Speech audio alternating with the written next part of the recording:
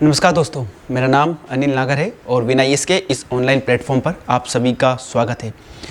पिछले 4 से 5 दिनों में जो मैंने लेक्चर रिकॉर्ड किए हैं, उन लेक्चर्स में मैंने जो भी सामाजिक मुद्दे या राजनीतिक मुद्दे हैं और जो भी एक सामाजिक सरोकार या सोशल कंसर्न से संबंधित मुद्दे थे, उन सभी पर विस्तार से चर्चा की है। उनके बारे में उनके सकारात्मक पक्ष, उनके नकारात्मक पक्ष, तुलनात्मक पक्ष को ध्यान में रखते हुए मैंने आपको बताने का प्रयास किया है। उसी दिशा में आगे बढ़ते हुए आज जनसत्ता में पिछले 2 दिनों से पब्लिश हो रहे आर्टिकल्स के बारे में मैं आपके सामने कुछ फैक्ट या कुछ आंकड़े बताना चाहूँगा और प्रस्तुत करना चाहूँगा और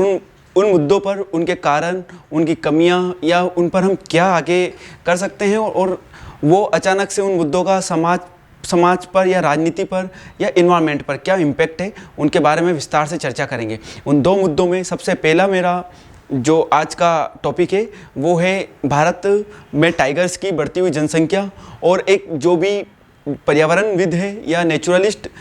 जो लोग हैं उनका एक क्या कंसर्न पैदा हो रहा है, उसके बारे में जानेंगे। दूसरा हम आज का टॉपिक देखेंगे वन नेशन वन इलेक्शन पर अभी वर्तमान जो कोविंद कमेटी की रिपोर्ट आई है, उस कमेटी ने क्या रिकमेंडेशंस दी है और इस कमेटी के बारे में हम चर्चा करेंगे। तीसरा एक छोटा सा टॉपिक मैं आपको बताना चाहूँगा कि बढ़ते हुए डिजिटल युग में और सोशल मीडिया के ज़माने में इन्फ्लुएंसर्स कैसे राजनीतिक, आर्थिक और सामाजिक लेवल पर अपना रोल अदा कर सकते हैं, उस बारे में भी हम चर्चा करेंगे। तो इसी बात को ध्यान में रखते हुए मैं सबसे पहले आप सभी को बताना चाहता हूँ टाइगर स्टेट जो मध्य प्रदेश जाना जाता है और मध्य प्रदेश में टाइगर्स की क्या स्थिति है और उनसे संबंधित उनके नेचुरल हैबिटेट या इन्वायरमेंट, पारिस्थितिकी तंत्र पर क्या उनका असर है, तो इस बारे में मैं आपको बताना चाहता हूँ। तो स्टार्ट करते हैं दोस्तों। अभी जो टाइगर रिपोर्ट 2023 पब्लिश की गई है भारत सरकार के द्वारा, उस टाइगर रिपोर्ट में भारत में कुल जो टोटल टाइगर है उन टाइगर्स की संख्या जैसे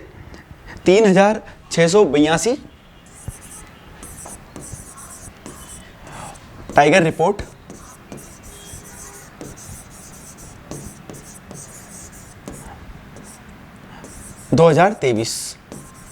टाइगर रिपोर्ट 2023 के अनुसार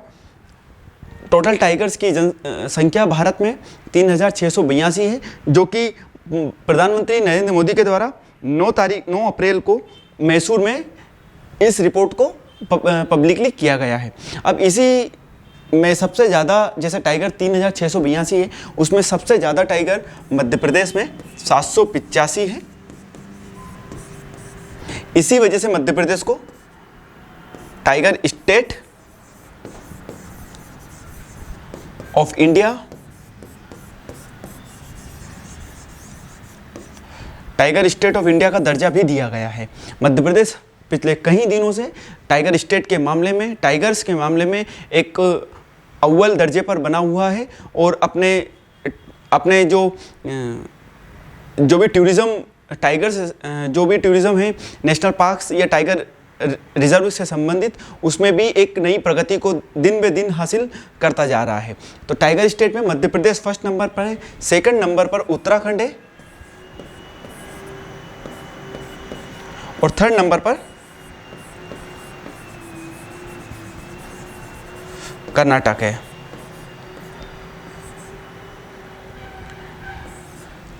दोस्तों, मैं आप सभी को बताना चाहता हूं कि जो आज हम नंबर्स देख रहे हैं, हमेशा से भारत में इन टाइगर्स की यही स्थिति नहीं थी। भारत सरकार के प्रयासों के बदौलत ही आज हम इन नंबर्स को अचीव कर पाए हैं और इन प्रयासों के कारण ही एक पारिस्थितिकी तंत्र जो आज भारत में बना हुआ है, फूड चेन पर जो एक प्रॉपर फूड चेन के थ्रू फूड का फ्लो हो रहा है, एनर्जी का फ्लो हो रहा है, वो टाइगर होने के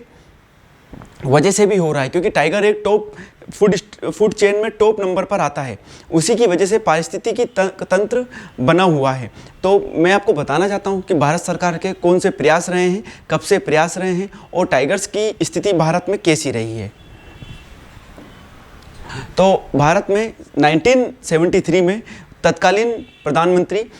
इंदिरा गांधी के द्वारा प्रोजेक्ट टाइगर को शुरू किया गया था, जो कि 1973 में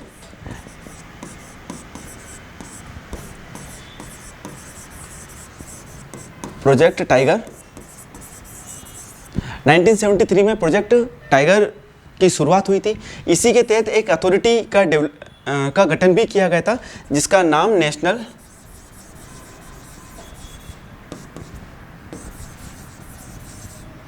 tiger conservation authority. National tiger conservation authority को गठित किया गया था क्योंकि इस अथॉरिटी का काम है कि जो भी एरिया है उसको टाइगर या प्रोजेक्ट टाइगर के तहत लाने के लिए, उसको इंक्लूड करने के लिए इस अथॉरिटी की परमिशन की ज़रूरत होती है। तो सबसे पहले मैं आपको बताना चाहता हूँ कि प्रोजेक्ट टाइगर 1973 में आने से पहले भारत में कुल 1950s 1960s के टाइम पर टोटल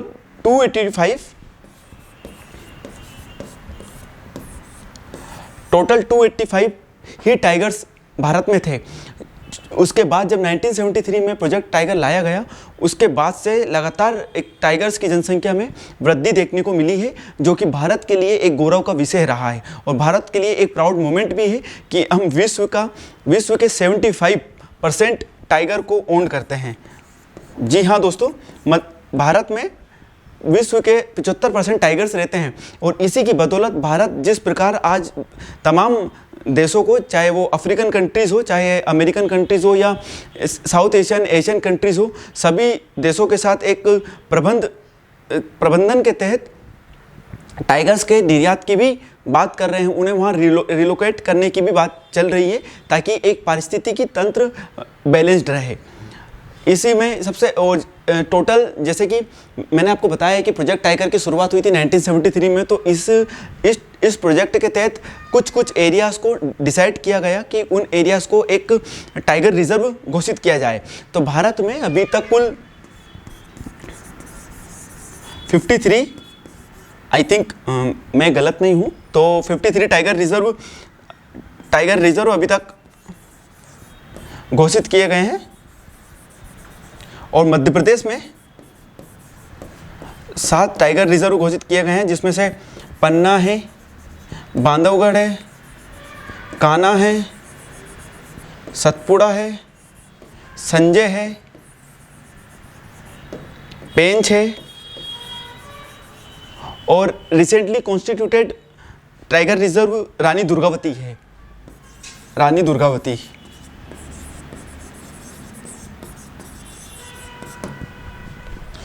ये प्रोजेक्ट टाइगर के तहत, जो कि 1973 में आया था, उसके तहत टाइगर रिजर्व की जनसंख्या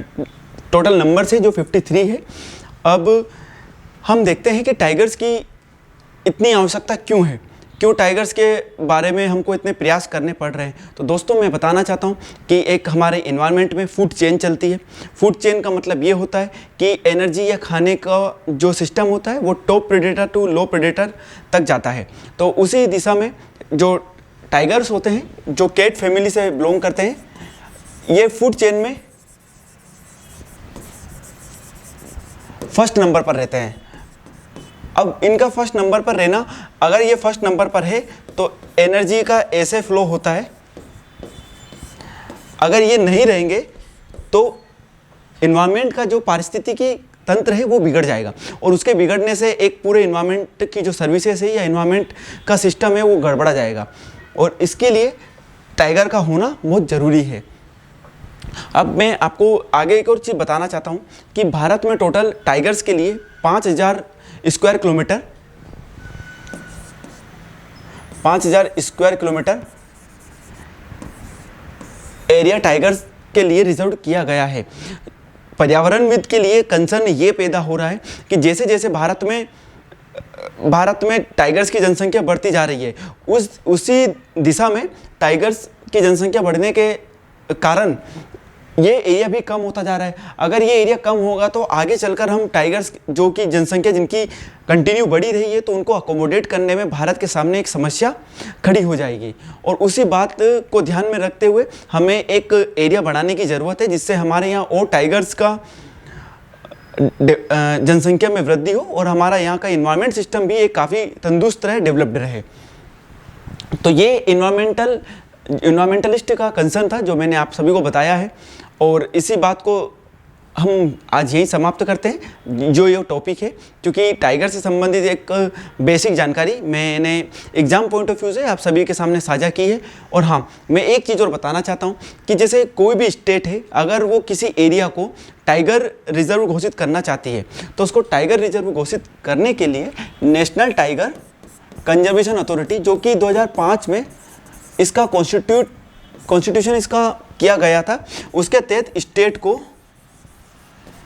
इससे परमिशन लेनी पड़ती है। परमिशन मिलने के बाद और जितने भी दस्तावेज हैं उनका अनुमोदन होने के बाद ही एक टाइगर रिजर्व को कॉन्स्टिट्यूट किया जा सकता है। तो दोस्तों, हमने इस टॉपिक से संबंधित जो बेसिक सी जानकारी है वो आप सभी के साथ साझा की है। अब हम एक टॉपिक मैं आप सभी को बताना चाहता हूँ, वो भी जनसत्ता में ही पब्लिश हुआ है कि आजकल बढ़ते हुए डिजिटल युग में इन्फ्लुएंसर्स जो कि सोशल मीडिया पर काफ़ी एक्टिव पर्सन होते हैं, जिनके लाखों फॉलोवर्स होते हैं, वो विभिन्न सोशल मीडिया प्लेटफॉर्म जैसे व्हाट्सअप, फेसबुक, ट्विटर और यूट्यूब पर उनके कई सारे फॉलोअर्स होते हैं, उन्हें इन्फ्लुएंसर्स की संज्ञा दी गई है। इन इन्फ्लुएंसर्स का राजनीतिक एडवर्टाइजमेंट के लिए या विज्ञापन के लिए फ़ायदा या इनका उपयोग किया जा रहा है। रिसेंटली राजस्थान सरकार, जो कि वहाँ पर सबसे पहले राजस्थान में जब विधानसभा चुनाव होने वाले थे, उससे पहले इन्फ्लुएंसर्स के सब्सक्राइबर्स का या वहाँ तक रीच बैठाने के लिए राजस्थान सरकार ने इन्फ्लुएंसर्स के लिए एक पैकेज निकाला। मैं पैकेज ही कहूँगा कि उसमें ऐसा था कि जिन इन्फ्लुएंसर्स या सोशल मीडिया इन्फ्लुएंसर्स थे, उनके जितने सब्सक्राइबर रहेंगे उन सब्सक्राइबर्स के हिसाब से उनको पेमेंट किया जाएगा। वो पेमेंट 10 लाख से लेके तो 10,000 से लेकर तक तो 5 लाख तक का था। राजस्थान सरकार का बोलना था कि हम सब आपको, राजस्थान सरकार जो भी इन्फ्लुएंसर्स है उनको विज्ञापन के लिए पेमेंट करेगी और आपको सरकार की नीतियों का, योजनाओं का, कार्यक्रम का या सरकार के द्वारा जो भी समाज हित में, राष्ट्र हित में कदम उठाए गए हैं उन सबको जनता तक या पब्लिक डोमेन में रखना है। सोशल मीडिया इन्फ्लुएंसर्स का इस लेवल पर यूज़ किया जा रहा है। और आज की नई आबादी या युवा पीढ़ी, जिस जनरेशन को हम जेन-जी कहते हैं, और इसी जेन-जी को माननीय प्रधानमंत्री नरेंद्र मोदी जी ने अमृत पीढ़ी के रूप में संबोधित किया है। इस पीढ़ी को एक सही दिशा इन्फ्लुएंसर्स के द्वारा मिले, उसके लिए एक प्रॉपर रेगुलेशन की भी ज़रूरत है। हम दोस्तों आए दिन देखते रहते हैं कि जो भी सोशल मीडिया इन्फ्लुएंसर्स होते हैं उनके द्वारा एक नए जो भी कोई से भी ब्रांड्स होते हैं, उन ब्रांड्स का प्रचार किया जाता है और बिना इस बात को जाने कि उस ब्रांड्स का क्या इंग्रेडिएंट्स है या उनके क्या पॉजिटिव और नेगेटिव इफेक्ट है या इम्पैक्ट है, इन बात को ध्यान में नहीं रखते हुए इन्फ्लुएंसर्स पैसों के खातिर प्रचार प्रसार करते रहते हैं। इस पर लगाम लगाने के लिए भारत सरकार को और जो भी राज्य सरकार है उनको अपने अपने लेवल पर एक ठोस कदम उठाने चाहिए और इस बात की पाबंदी भी तय करना चाहिए कि आप किस चीज़ का प्रसार कर सकते हो, नहीं कर सकते हो, किस ब्रांड्स को, और ब्रांड अगर ख़राब निकला है तो उसके लिए जो कार्रवाई की जाएगी वो कार्रवाई आप पर भी की जाएगी जो भी उस ब्रांड का प्रमोशन कर रहा है। इन्फ्लुएंसर्स की बढ़ती हुई भूमिका के बारे में मैंने आपको थोड़ा सा एक ओवरव्यू दिया है। ज़रूरत लगी या आगे इससे संबंधित कुछ भी न्यूज़पेपर में आता है तो मैं आप सभी को इस बारे में अवगत ज़रूर कराऊंगा। और इसी के साथ आज के जो भी मैंने दोनों मुद्दे आपको बताए हैं उसको ख़त्म करता हूं। और हाँ, सॉरी, मैं भूल गया था आपको एक वन नेशन वन इलेक्शन के बारे में, जो पिछले कई दिनों से चर्चा का विषय बना हुआ है। माननीय प्रधानमंत्री जी श्री नरेंद्र मोदी जी से लेकर गृह मंत्री अमित शाह जी, रक्षा मंत्री राजनाथ सिंह जी के द्वारा और विभिन्न कानूनविदों के द्वारा भी इसकी वकालत की गई है। तो वन नेशन वन इलेक्शन पर कुछ ही समय के अंतराल में मैं आप सभी के सामने एक विस्तृत वीडियो लाऊंगा जिसमें हम उसके पॉजिटिव इम्पैक्ट, नेगेटिव इम्पैक्ट, क्या प्रावधान है कॉन्स्टिट्यूशन में, क्या क्या चेंजेस हमको करने पड़ सकते हैं, वो सभी आपके समक्ष में लाने का प्रयास करूंगा। क्योंकि वन नेशन वन इलेक्शन वापस न्यूज़ में इसलिए भी आया है कि कल ही भारतीय जनता पार्टी ने अपना एक मैनिफेस्टो जारी किया है। उस मैनिफेस्टो में उन्होंने वन नेशन वन इलेक्शन के बारे में भी एक प्रावधान रखा है और बताया है कि इसको भी हम लागू करेंगे।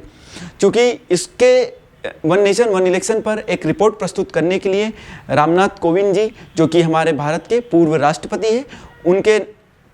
नेतृत्व में, उनकी चेयरमैनशिप के अंतर्गत वन नेशन वन इलेक्शन पर एक डिटेल्ड रिपोर्ट प्रतिवेदन प्रस्तुत किया गया है। उस प्रतिवेदन के अनुसार ये हमको देखना होगा कि भारत सरकार को कि क्या हम वन नेशन वन इलेक्शन को कब और किस समय और कैसे लागू कर सकते हैं। इसी बात को मैं आज के इन तीनों मुद्दों को आपके सामने मैंने थोड़ा सा रखा है और मैं अपनी बात को यहीं पर समाप्त करता हूं और आप सभी से उम्मीद करता हूं कि आप इन वीडियो पर एक अपनी पॉजिटिव और सकारात्मक विचार बनाएंगे और विचार के माध्यम से समाज में